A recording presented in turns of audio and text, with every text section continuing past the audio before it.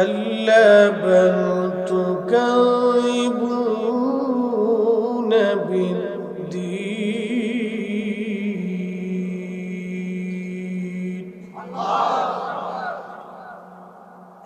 وإن عليكم لحافظين كراما كاتبين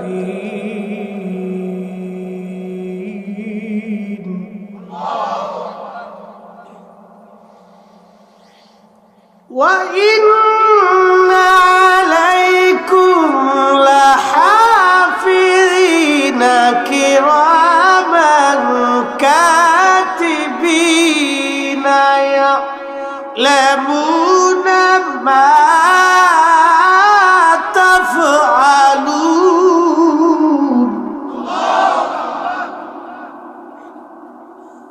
صدق الله مولانا العظيم وصدق رسوله النبي الحبيب الكريم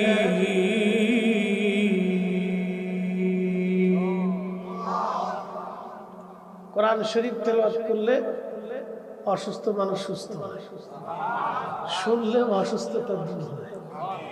একসাথে বলি আলহামদুলিল্লাহ। এই জন্য অসুস্থ মানুষের পাশে দুরূদ এবং কোরআন তেলাওয়াত এটা অনেক ফলদায়ক। আল্লাহর কালাম এটা আল্লাহর জিকির, অন্তরের প্রশান্তি। আল্লাহ কোরআনের এক আয়াতে ওয়াজ করছে, وَإِذَا تُلِيَتْ عَلَيْهِمْ آيَاتُهُ زَادَتْهُمْ إِيمَانًا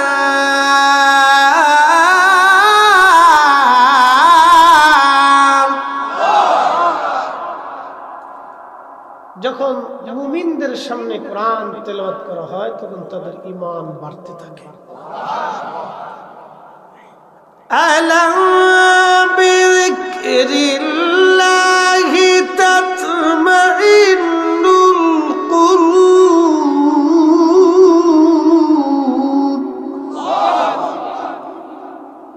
অন্তরের প্রশান্তি কার জিকির? আল্লাহর জিকির ব্যতীত অন্তরের প্রশান্তি আর কিছুতে হতে পারে না। প্রিয় সোনাইমারীর মুসলমান বরুড়াবাসী, খুবই মনোযোগ দিয়ে শুনিয়া যান।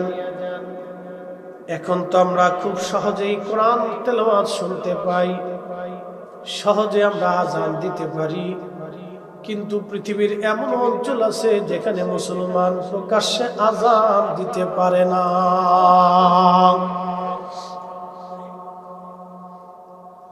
আযান তারা প্রকাশ্যে দিতে পারে না,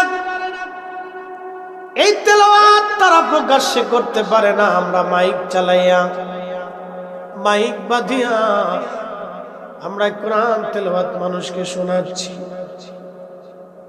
এই সোনাইমুড়িতে, এই বাজারে হাজার হাজার মানুষ আছে।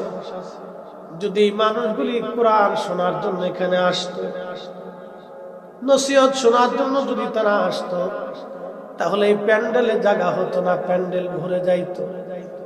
বন্ধু, সাহাবায়ে কেরাম, সাহাবায়ে আজমাইন এই কোরআনের জন্য, এই কালামের জন্য, এই কালেমার জন্য, ঈমানের জন্য তারা পিঠের চামড়া দিয়েছে, জীবন দিয়েছে, সব বিলীন করে দিয়েছে। সংসার ছেড়েছে, দেশ দেশান্তর হয়েছে, সমাজ ছেড়ে দিয়েছে, রাষ্ট্র ছেড়ে দিয়েছে, পরিবার থেকে জুদা হয়েছে। তারপরও তারা রাসূল কারীমের কদম মোবারক ছেড়ে দেয় নাই। কথা বলেন ঠিক কিনা? মায়েরা, বোনেরা, তোমরা শুনিয়া যাও, এই কালামের জন্য, কোরআনের জন্য, এই ঈমানের জন্য সর্বপ্রথম যে নারী জীবন দিল, সে নারীর নাম হযরত সুমাইয়া রাদিয়াল্লাহু আনহা। কিন্তু জীবনটা যে দিছে, এই জীবনটা যে গেল, এটা সহজভাবে তার জীবন কেড়ে নেওয়া হয় নাই। আবু জাহেল এবং তার লোকেরা সুমাইয়ার হাত পা বাঁধল। একজন নারী, আহা, নারীরা তো এমনিতেই দুর্বল হয়, তারপরেও হযরত সুমাইয়া ছিলেন কৃতদাস। ওই সমাজে কৃতদাসের কোনো মূল্য ছিল না।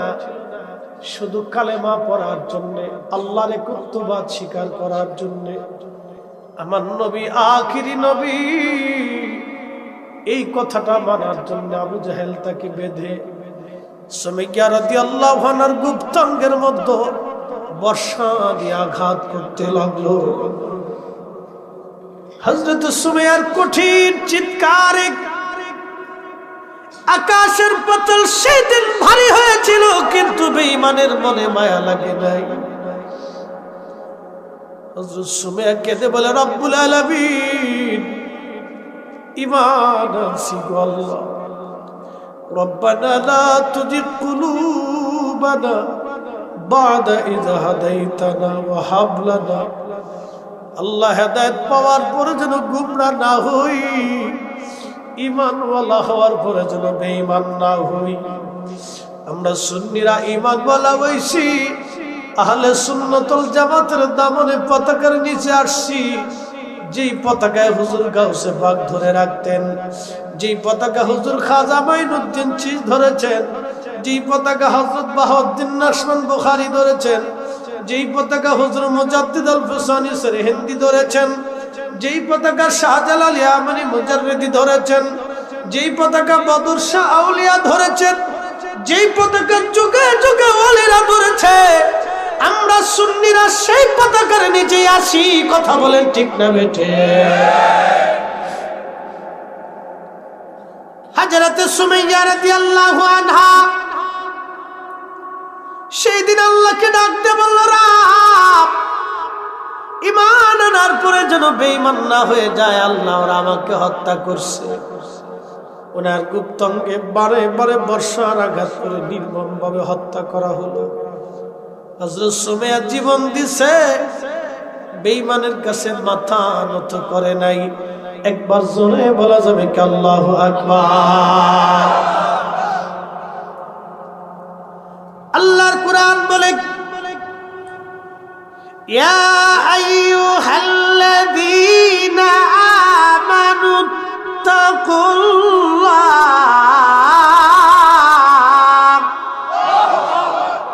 ঈমানদার, আমি আল্লাহকে ভয় করো। কিভাবে ভয় করবা? হাক্কা তুকাতিহি,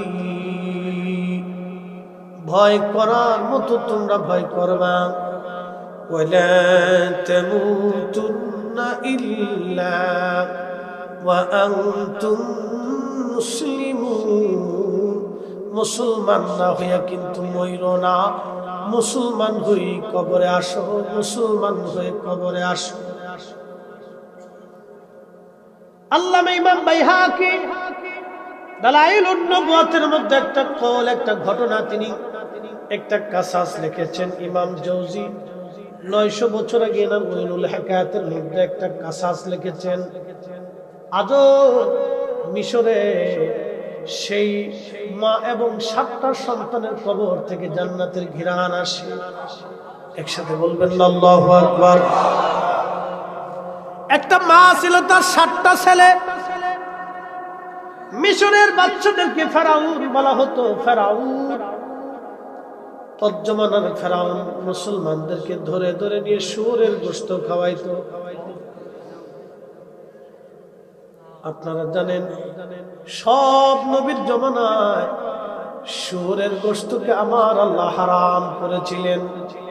কোন নবীর জমানায় শুয়োরের গোশত কিন্তু হালাল না। সব নবীর জমানায় শুয়োরের গোশত আল্লাহ হারাম করেছে।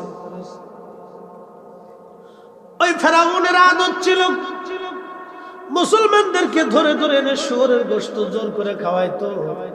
যারা শুয়োরের গোশত খাইতো তাদেরকে ছেড়ে দিত, আর যারা খাইতো না তাদেরকে নির্মম ভাবে সে হত্যা করত।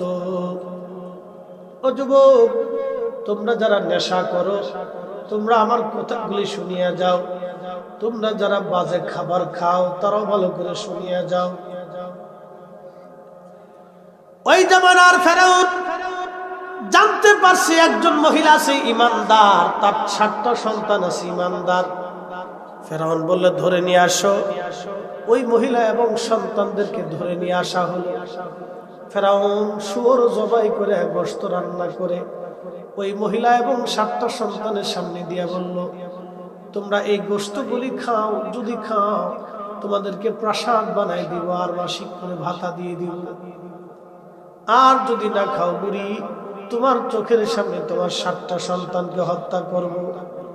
মহিলা ডাক দিয়ে বলল, ফেরাউন আল্লাহ যেটা হারাম করেছে, আমার জীবন চলে গেলেও আমার সন্তান শহীদ হলেও আমি হারাম খাবার, আল্লাহর নিষেধকৃত খাবার আমি খাবো না। যেটা আল্লাহ হারাম করেছে ওটা আমি খাবোই না। চিৎকার মেরে বলেন সুবহানাল্লাহ।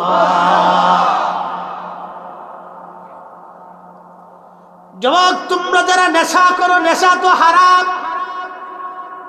শুয়োরের গোশত যেমন হারাম, কুকুরের গোশত যেমন হারাম, কুকুরের বিষটা যেমন হারাম, কুকুরের পায়খানা যেমন হারাম, মানুষের পায়খানা যেমন হারাম, পশু পাখির মলমূত্র যেমন হারাম, ওই রকম নেশাও দ্রব্য ওই রকম হারাম। কথা বলেন ঠিক না বেটে?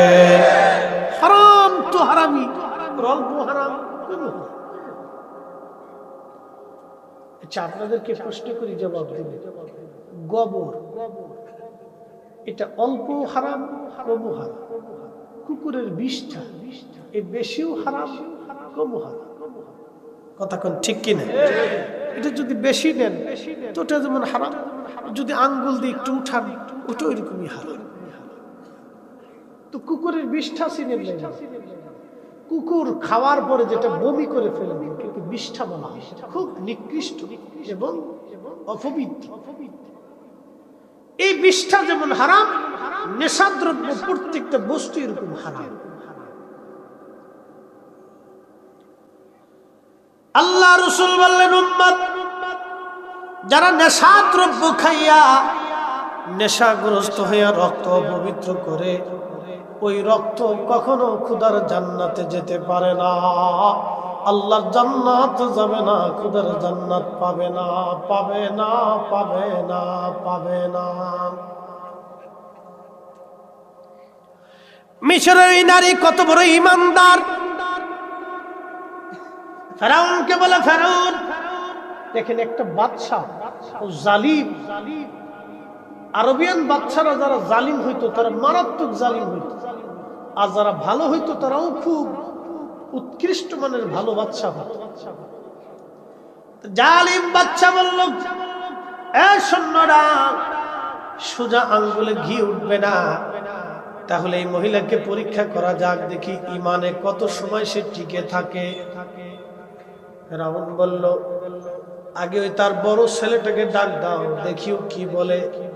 ছেলেটাকে ডেকে আনা হলো। বলা হলো, যুবক তুমি কি শুয়োরের গোশত খাইবা? যুবক বলল, ফেরাউন আল্লাহ যেটা হারাম করেছে সেটা আমি খাবো না।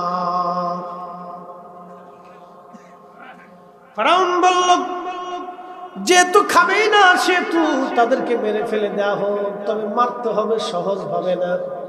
আপনি যদি কোনো ব্যক্তিকে গুলি করেন তো সাথে সাথে মারা যাবে, অথবা কাউকে যদি আপনি সেইভাবে হত্যা করেন তো দ্রুত গতিতে মারা যাবে।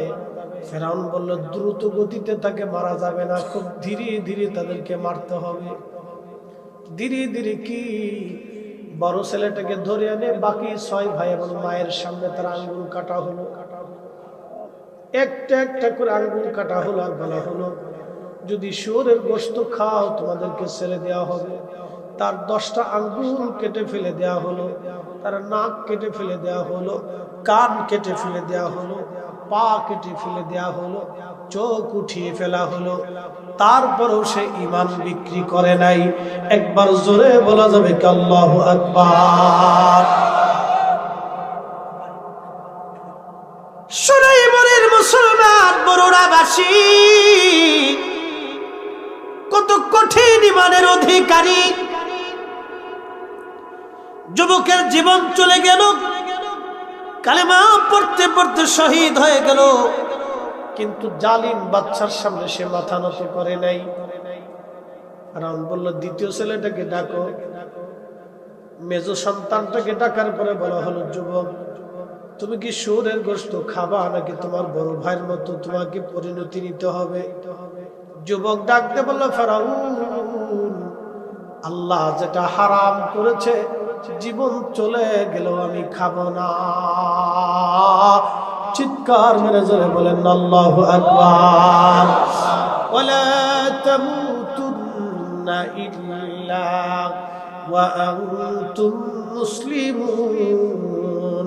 মুসলমান না হইয়া তোমরা কবরে আইসো না, আইসো না, আইসো না।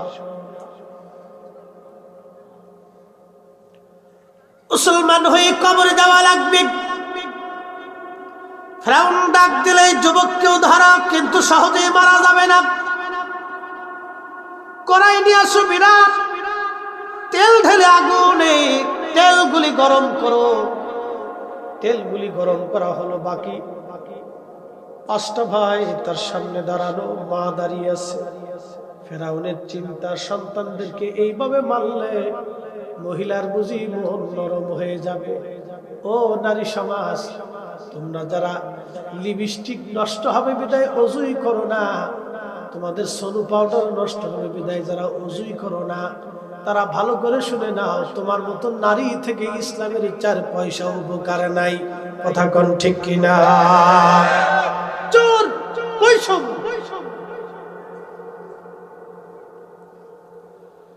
আজকের নারী সমাজ স্বাধীনতার নাম দিয়ে, আজকের নারী সমাজ স্বাধীনতার দোহাই দিয়ে বেহাপনের এত নিম্ন সীমা পর্যন্ত চলে গেছে। একটা নারীর পোশাক দেখলে আমাদের লজ্জা হয়। কথা বলেন ঠিক কিনা?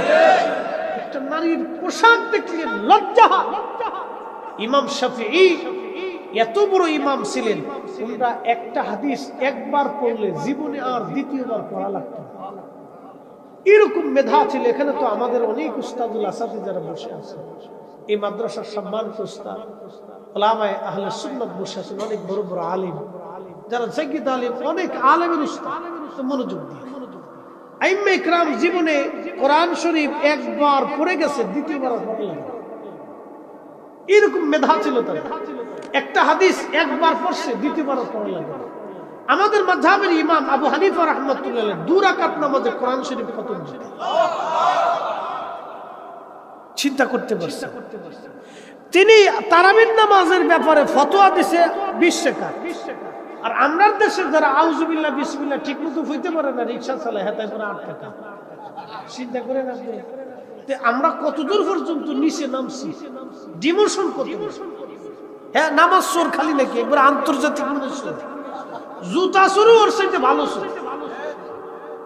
নামাজ চোর তো খুব সিরিয়াস নামাজ চোর। আপনি একটু চিন্তা করেন, শুয়োরের গোশত খাবে, তার হাত কাটলো, চোখ উঠাইলো, কান কাটলো, দেহ কাটলো, অঙ্গ কাটলো, তারপরে আল্লাহ যেটা হারাম করেছে সে সেটা খায় নাই। আরে হযরত রাসূল করিমের সাহাবা ইকরাম যেই তারাবির নামাজ 20 রাকাত করেছে, আমাদের জীবন চলে গেল আমরা 8 রাকাত পড়ব না। কথা বলেন ঠিক না বেটে? বলে কি নামাজ চোর দেশে, কি পরিমাণে চোর দেশে ঢুকছে কল্পনা করতে পারেন। 12 রাকাতে জীবন থেকে নেই। প্রত্যেক মাহে রমজানে একজন যদি প্রত্যেক রাত্রে 12 রাকাত করে চলে যায়, তাহলে 30 রজনীতে কত রাকাত চলে যায়? কিয়ামত পর্যন্ত সে সেজদা দিলে কি নামাজগুলি আর পাবে? এই রমজান আর পাবে? আহা, তার জীবনে কত বড় সর্বনাশ করে দেয়। আমার দেশের যুবকরা বুঝে না, বিরাট বড় শায়েখ, কত বড় শায়েখ রে বলো তো। ইমাম আজম আবু হানিফার জুতা এক পাল্লায় দিলে ওদের সমস্ত শায়েখদেরকে আরেক পাল্লায় দিলে ইমাম আজম আবু হানিফা রাহমাতুল্লাহ আলাইহি জুতার ওজনের সমান। আল্লাহর কোরআন কি 1 রাকাত নামাজ, 2 রাকাত নামাজে পড়া কোরআন শরীফকে তারা খতম দিতেন। সারাটা রাত্র দাঁড়িয়ে দাঁড়িয়ে কোরআন খতম দিতেন নামাজে। তাহলে সে কোরআন বুঝে নাই, আর আমার দেশের 1.5 ব্যাটারি কোরআন বুঝে গেছে। আপনি একটু চিন্তা করেন, রাসূল করিমের সাহাবী থেকে যারা হাদিস শুনছে তারা হাদিস বুঝে নাই, আমাদের দেশের 1.5 ব্যাটারি হাদিস বুঝে গেছে। কি আশ্চর্য দুনিয়া! ইমাম আজম আবু হানিফা রাহমাতুল্লাহ আলাইহি নবীর 4 জন সাহাবী থেকে হাদিস শুনছেন। খাদিম রাসূল হযরত আনাসের সাথে একসাথে কুফাতে মাগরিবের নামাজ পড়ছে। আল্লাহু আকবার। না না জোরে বলবেন না, আল্লাহু আকবার। কার সাথে? খাদিম রাসূল। আকাশ ভেঙে পড়লে এই লকব আর কারো নসিবে হবে না। 10টা বছর রাসূল করিমের গোলামি যে সাহাবী করছে, তার সাথে মাগরিবের নামাজ তার পিছনে আদায় করছে। সে হাদিস বুঝে না, সে ফিকা বুঝে না, সে দ্বীন বুঝে না, আমার দেশের ডেরবেটেরই বুঝে না। কি করে বুঝাবো আপনাকে? হক বেহক আপনাদেরকে বুঝতে হবে। আমরা এই যে সিল্লে ফাল্লা করি, মানুষ আমাদের খালি মাজার পূজারি, বীর পূজারি, বেদাতি। হক কথা বললেই আমরা মাজার পূজারি বানাই দিয়েছি। হক কথা বললেই আমরা বেদাতি হয়ে গেছি, মাজার পূজারি হয়ে গেছি। এই অবস্থা। প্রিয় মুসলমান, খুব করে শুনে যাবে না, মেজো ছেলেটার জন্য শাস্তি কি? কড়ার মধ্যে তেল গরম করে তাকে এই তেলের মধ্যে ধীরে ধীরে সারা হলো। ধীরে ধীরে তো বুঝতেইছেন, ওই কড়ার মধ্যে আস্তে আস্তে তাকে নামাচ্ছে। পা পুড়ে পুড়ে পুড়ে পুড়ে পুড়ে পুড়ে সমস্ত শরীর তার ভাজি হয়ে গেল। জীবন দিল, ঈমান দেয় না। আল্লাহু আকবার।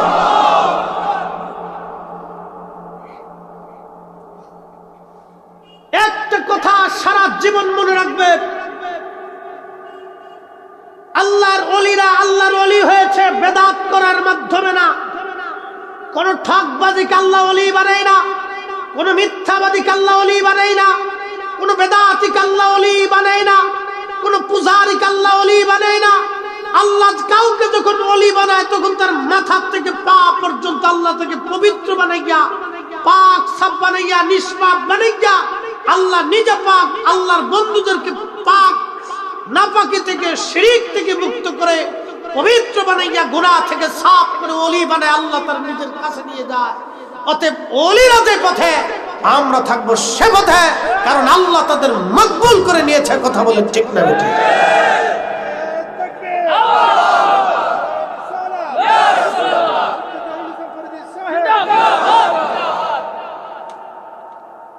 একটা প্রশ্ন করি, জবাব দিবেন। হুজুর গাউসে পাক মহিউদ্দিন আব্দুল কাদের জিলানী রাহিমাহুল্লাহ, ওনাকে যদি এক পাল্লায় দেন, বর্তমানে সারা দুনিয়ার সব আলেম উলামা মুসলমান আর এক পাল্লায় দিলে হুজুর গাউসে পাকের ওজনের সমান হবে? ওনার ওজন বাদ দিলে জুতার ওজন হবে। জোরে আরো জোরে। কেন হবে না বুঝুন। এক নম্বর, উনি সেই রক্ত হাসানি হুসেন। একসাথে বলবেন আল্লাহু আকবার। হাই হাই, এই রক্তের দাম কত জানেন? এক ফোঁটা রক্তের দাম কত? এটা এক ফোঁটা রক্তের ওজন কত? হাসানি হুসাইনি, হাসানি হুসাইনি। এই রক্ত ধারা অনুযায়ী পৃথিবীতে ইমাম মাহদীর জন্ম হবে। এই রক্ত কখনো বৃথা যাবে না। এই রক্ত কখনো বাতিলের কাছে মাথা নত করবে না। এই রক্ত কখনো মিথ্যার কাছে মাথা নত করে না। এই রক্ত কখনো শিরক করতে পারে না। এই রক্ত কখনো বেদাত করতে পারে না। এই রক্ত কখনো বেহকের উপর থাকতে পারে না। এই রক্ত ছিল সাচ্চা, পাক ও পবিত্র। এই রক্ত ছিল হকের উপরে। হুজুর গাউসে পাক মহিউদ্দিন আব্দুল কাদের জিলানী বলেছেন, রাসূলুল্লাহ নূরের তৈরি। আর আমার দেশের পেটায় পেটায় সিরিয়াল ফল্লায় চিৎকার ফিৎকার করে কোথায় আগে মুইতে, এর কোনো সিরিয়াল নাই। সারা জীবন মুইতে পানি না, এখন বিরাট বড় শাইখ হয়ে গেছে। হ্যাঁ, ঠিক মতো ফেসব করে পানি নিচ্ছে, আমি বিরাট বড় শাইখ হয়ে গেছি। শাইখ শাইখ শাইখ হয়ে গেছে। এই শাইখ এসে মানে শুরু করে দিচ্ছে নানান যুক্তি, ওরে যুক্তি। আমার দেশের পোলাপান চিন্তা করতেছে, বাপ রে বাপ, কত বড় শাইখ। হ্যাঁ, আপনাকে বুঝে কবরে যেতে হবে। আমাদের নিজস্ব বুঝে না, আইম্মে কেরামের বুঝে, আমাদের নিজস্ব বুঝে না, ওলিদের বুঝে কবরে দিতে হবে। কতক্ষণ ঠিক কিনা? আউলিয়া কেরামের বুঝে কবরে যেতে হবে।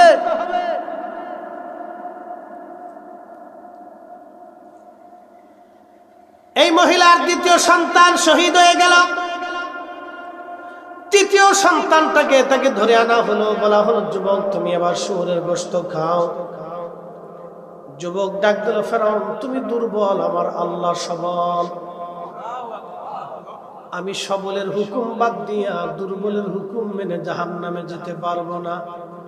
ফেরাউন আমার দুই ভাই জান্নাতে চলে গেছে, আমিও জান্নাতে যাইতে চাই, হাজার চেষ্টা করলেও আমি এই শুয়োরের গোশত খাইয়া জাহান্নামী হতে পারবো না।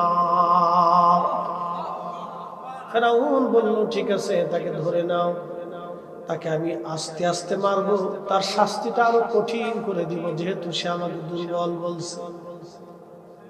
ফেরাউন বলে আমাকে যেহেতু দুর্বল বলছে তার শাস্তিটা আরো কঠিন হবে।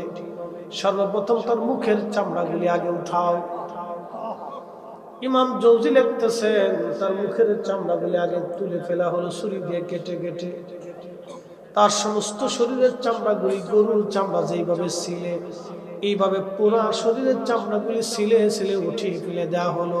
তারপরে ওই যুবক ঈমান বিক্রি করে দেয় না। তেলের গাড়ি তেলে চলে, হাওয়ার গাড়ি হাওয়ায় উড়ে, বিনা তেলে চালায় গাড়ি নবী সুলাইমান। আমরা সেই মুসলমান, আমরা সেই মুসলমান। তৃতীয় ছেলেটাও শহীদ হয়ে গেল। এইভাবে তার 6টা সন্তানকে শহীদ করা হলো। সপ্তম নম্বর ছেলেটা ছিল 7-8 বছরের ছোট। এবার ফেরাউন বলতেছে ওই মহিলাকে, মহিলারে তোমার 6টা সন্তান চোখের সামনে আজকে আমি হত্যা করছি, তুমি এবং তোমার ছোট্ট ছেলেটা যদি বাঁচতে চাও, ও নারী তোমরা আমার কথাটা মেনে নাও, শুয়োরের গোশত এক টুকরা হলেও খাও। তুমি তোমার ছোট্ট ছেলেটাকে বুঝাও, আমি যদি ছোট্ট ছেলেটা শুয়োরের গোশত খায় তাকে ক্ষমা করে দিই, আমি তার জন্য বিল্ডিং বানাই দিব, বালাখানা তৈরি করে দিব। মহিলা বলতেছে ফেরাউন তাহলে আমাকে একটু নিরিবিলি রুমে দিয়ে দাও, আমি আমার ছোট্ট ছেলেটাকে আগে একটু বুঝাই। ছোট্ট ছেলেটাকে নিয়ে গেল মহিলা, নিয়ে যে সামনে বসায় বলতেছে বেটারে শোনো, তোমার বাকি 6টা ভাইকে আমি 2 বছর করে দুধ পান করাইছি। তুমি ছিলে দুর্বল, তোমার আব্বা ছোট্টকালেই মারা গিয়েছে, তোমাকে আমি সবল বানানোর জন্য আমি 4টা বছর তোমার দুধ পান করাইছি। বেটা বাকি 6 ভাই থেকে তোমার প্রতি আমার হক বেশি, সন্তান রে তোমার প্রতি আমার অধিকার বেশি। ও সন্তান তোমার 6টা ভাই আল্লাহর জান্নাতে চলে গেছে, আমার ছেলে আমার, তুমি ফেরাউনের কাছে মাথা নত কইরো না, তুমি শহীদ হইয়া তোমার ভাইদের সঙ্গে যেন জান্নাতে চলে যাও। চিৎকার মেরে বলেন আল্লাহু আকবার। ছোট্ট ছেলেটি ডাক দেখে মা, আমি ভাবছিলাম তুমি আমার শুয়োরের গোশত খাওয়ার জন্য অনুরোধ করবা, হুকুম করবা, কিন্তু মা আমি দেখলাম না, তুমি তো এখনো শক্ত অবস্থানে আছো মা। কিয়ামতের মাঠে আমার ভাইরা আল্লাহর আরশে মুআল্লার নিচে থাকবে, আল্লাহর জান্নাতে, আর আমি যদি শুয়োরের গোশত খেয়ে জাহান্নামে চলে যাই, কিয়ামতের মাঠে আমার পরিচয় ভিন্ন হবে। মা নিশ্চিন্তে থাকো মা, আমি ছোট হতে পারি, ঈমান বিক্রি করব না।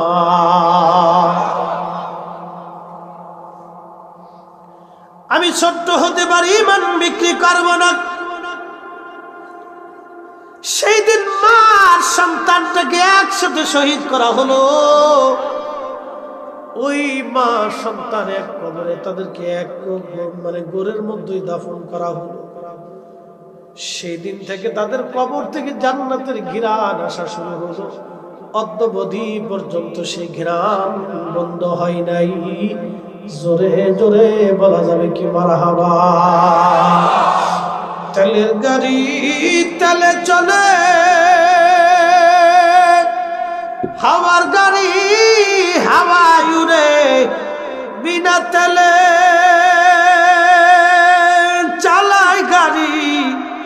নবী সুলাইমান আমরা সেই মুসলমান, আমরা সেই মুসলমান। কমিটির অনুরোধ, হুজুর বেলালের ওয়াজ করবেন। নবীর জমানায় এমন একজন সাহাবী যিনি এরকম পিঠের চামড়া দিয়েছিলেন, এক আর দুই দিন না, মাসের পর মাস, মাসের পর মাস তাকে অত্যাচার করা হয়েছিল। ইসলামের জন্য, কালেমার জন্য, রাসূল প্রেমের জন্য একজন সাহাবীর দিনের পর দিন পিঠের চামড়া টেনে টেনে উঠানো হয়েছিল। তারপরেও তিনি মিথ্যার কাছে মাথা নত করেন নাই। তিনি হযরতে বেলাল, একজন কৃতদাস ছিলেন। বর্তমানে কেনিয়া, ঘানা, ইথিওপিয়া এই অঞ্চলটাকে হাবশি বলা হতো। এই হাবশি অঞ্চলের একজন কৃতদাস ছিলেন বেলাল রাদিয়াল্লাহু আনহু। হযরতে বেলাল মক্কা নগরে কৃতদাস হয়ে আসলেন। আহা, একেবারে নিগ্রো কালো, সমাজে 4 পয়সাও তাদের কোনো মূল্য ছিল না। কৃতদাসদের কোনো দামই ছিল না, তাদের জীবনের কোনো মূল্য ছিল না। আল্লাহর নবীর দরজায় যায় বেলাল কালেমা পড়লেন। কালেমা তো পড়লেন বটে, কিন্তু কালেমার বদলা এতই কঠিন ছিল। বেলালের মনিব বেলালকে বলল, বেলাল কালেমা ছাড়। বেলাল বলল, মনিব জীবন দিতে পারবো, কিন্তু ঈমান দিতে পারবো না। নবীর আশিক উমাইয়া এত পরিমাণে তার অত্যাচার করেছিল, বর্ণনার ভিতরে আসে তারিখের মধ্যে গলার মধ্যে রশি বেঁধে বেলালকে মক্কার অলি গলি দিয়ে টানা হতো, পাথুরি রাস্তা। যারা মক্কায় গেছেন তারা জানেন মক্কার রাস্তাগুলি কেমন, পাথুরি বালু। প্রচন্ড গরমে এইভাবে টানা হতো, শরীরের চামড়াগুলি ফুসকা পড়ে পড়ে সিরে সিরে ঘা বের হয়ে রক্ত ঝরত। ওই অবস্থায় বেলালকে চাবুক দিয়ে পিটানো হতো। কঠিন অত্যাচারে বেলাল অজ্ঞান হয়ে পড়ে যাইতেন। হুর যখন ফিরে আসতে একটা জিকির সবসময় করত, আহা আহা আল্লাহ এক, আল্লাহ এক, আল্লাহ এক, আল্লাহ এক। قل هو الله أحد الله الصمد لم يلد ولم يولد ولم يكن له كفوا أحد। বলো আল্লাহ এক। বেলালের জবান থেকে একটা আওয়াজ, আল্লাহ এক, আল্লাহ এক, আল্লাহ এক। আল্লাহর কোন শরীক নেই। আল্লাহ বলেন, আবুদুল্লাহ, তোমরা আমি আল্লাহর ইবাদত করো, ওয়ালা তুশরিকু বিহি শাইআ, আমি আল্লাহর সাথে কাউকে শরীক করবে না। তোমরা শিরিক করবে না, শিরিক করবে না আমি আল্লাহর সাথে। হযরতে বেলালের পিঠের চামড়াগুলি উঠিয়ে ফেলা হলো, পিটাইয়া পিটাইয়া শরীরের মধ্যে ঘা হয়ে যাইত। ওই ঘায়ের মধ্যে বেলালকে মারা হতো। আহা, কোনো ওষুধ লাগানো হতো না, ডাক্তার দেখানো হতো না। ওইভাবে ব্যথায় ব্যথায় সারা রাত্রি জর্জরিত হয়ে বেলাল ধূম হয়ে অজ্ঞান হয়ে পড়ে থাকত। সেবা করার মতো কেউ ছিল। ক্ষুধা তৃষ্ণায় বেলালের রাত পার হয়ে গেছে। দিনের পর দিন এইভাবে কোনদিন খাবার দিত, কোনদিন না খাবার দিত। বেঁচে বেঁচে মরে মরে, বেঁচে বেঁচে মরে মরে বেলাল কোন রকম জীবন নিয়ে বেঁচে থাকত। আবার একটু সুস্থ হলে আবার তাকে অত্যাচার করা হতো। একটাই, বেলাল কালেমা ছেড়ে দাও, জীবন বেঁচে যাবে। হযরত বেলাল বলতেন, কুফাররা, আমার জীবন চলে যাবে কিন্তু ঈমান যাবে না, ঈমান যাবে না। চিৎকার করে বলেন না ইয়া রাসূলুল্লাহ। বেলালের মতো আশিক যদি আমরা হইতাম বেলালের মতো আশিক যদি আমরা হইতাম এ দুনিয়ায় নবীর দেখা পাইতাম দুনিয়ায় নবীর দেখা পাইতাম। হযরতে আবু বকর ডেকে বললেন, হুজুর বেলালের অত্যাচারের দৃশ্য দেখে আর কলিজায় মানে না, নবীজি অনুমতি দিলে বেলালকে মুক্ত করে আনতাম। আল্লাহর নবী বললেন, যাও, আমার বেলালকে যে মুক্ত করে আনবে আমি নবী তাকে জান্নাতের ওয়াদা দিলাম। হযরত আবু বকর দৌড়ায় গেলেন। তৎকালীন জমানায় 1টা টাকা 2টা টাকা না, 40,000 দিরহাম দিয়ে হযরত বেলালকে উমাইয়ার কাছ থেকে কিনে নিয়ে আসলেন, মুক্ত করে দিলেন, আজাদ স্বাধীন করে দিলেন বেলালকে। স্বাধীন হয়ে যাওয়ার পরে নবীজি হিজরত করে মদিনায়, বেলালও মদিনায়। আজানের প্রবর্তন হলো। আল্লাহর নবী বলেন, সাহাবীরা বেলাল হলো মুয়াজ্জিন। হযরত বেলালকে মুয়াজ্জিন বানানো হলো দুনিয়ার কোনো লেখাপড়ার জন্য না, বংশ আর কুলীনের জন্য না, অর্থকরীর জন্য না, একটা মাত্র কারণ, এই কালেমার জন্য। সবচেয়ে যিনি বেশি মার খাইছে তিনি বেলাল, সবচেয়ে যিনি বেশি পিটুনি খাইছে তিনি বেলাল, সবচেয়ে বেশি দিন যিনি নির্যাতন সহ্য করেছে সে বেলাল। অতএব আজকে থেকে বেলাল নবীর মসজিদের মুয়াজ্জিন। একবার জোরে বলা যাবে কি আল্লাহু আকবার। আল্লাহর নবী মেরাজে চলে গেলেন জান্নাতে। জান্নাতে যা নবী দেখলেন জান্নাতের ভিতরে বেলালের পায়ের আওয়াজ। আগে আগে বেলাল ঘুরে, একসাথে বলবেন না আল্লাহু আকবার। বেলাল আগে আগে ঘুরে। আল্লাহর নবী দুনিয়াতে আসার পরে বললেন, বেলাল জান্নাতে তোকে আগে আগে দেখলাম, কারণ কি বলবি? বেলাল বলে, ইয়া রাসূলুল্লাহ আমার ওযু গেলে ওযু করি, ওযু করার পরে আমি 2 রাকাত নামাজ পড়ি। আল্লাহর নবী বলেন, বেলাল ওযু গেলে ওযু করো, 2 রাকাত নামাজ পড়ো। সেই জন্য আল্লাহ রাব্বুল আলামিন আমারে তোমাকে আগে জান্নাতে তোমারে দেখাইছে। আল্লাহু আকবার। ওয়ালা তামুতুন্না ইল্লা ওয়া আনতুম মুসলিমুন। মুসলমান হয়ে কবরে আসা, মুসলমান হয়ে কবরে আসা। সুনাইমুরির মুসলমান, সুন্নি মুসলমান, আকাইদা আহলে সুন্নাত ওয়াল জামাত যেহেতু কবুল করেছি, রব্বানা লা তুজিগ কুলুবানা বাদা ইয হাদাইতানা ওয়া হাব লানা। হেদায়েত পাওয়ার পরে আমরা গোমরাহ হব না, আহলে সুন্নাত ওয়াল জামাতের পতাকা ছাড়ব না। হাত উঁচু করে বলেন ঠিক না বেঠে?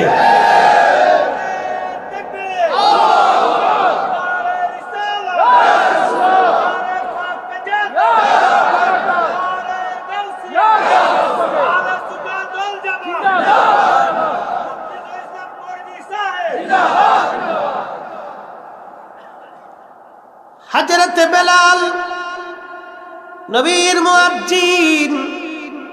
দীর্ঘদিন বেলাল আজান দেয়, বহুদিন আজান হলো। আজানটা দেওয়ার পরে সাহাবীরা মসজিদ ভরে যাইতো। আল্লাহর নবীজি নামাজের কাতারে ইমাম ছিলেন। হযরত বেলাল রাসূল করিমের মুহাব্বত অন্তরে এত বিরাট বেশি পরিমাণে আসলো, দিল এতটাই উজালা হলো। নবীজির ইন্তেকালের সময় ঘনিয়ে গেছে। জিব্রাইল আর আজরাইল 2 জন আসছে। বাবে জিব্রাইল দিয়ে আজরাইল আলাইহিস সালাম ঢুকে সালাম দিলেন, আসসালাতু ওয়াসসালামু আলাইকা ইয়া রাসূলুল্লাহ।